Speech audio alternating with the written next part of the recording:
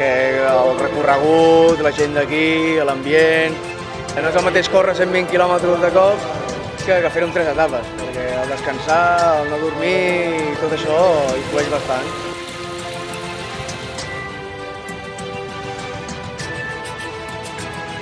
Molta felicitat i molta experiència, perquè a part del recorregut aquest és una exigència bastant dura, la veritat. Que el que no ha vingut a córrer aquí jo li recomanaria, perquè hi ha molta pedra, hi ha llocs molt tècnics, les baixades, hi ha una canal que et foten per allà amb la calor i és infernal i molt bé, molt guapa, la veritat.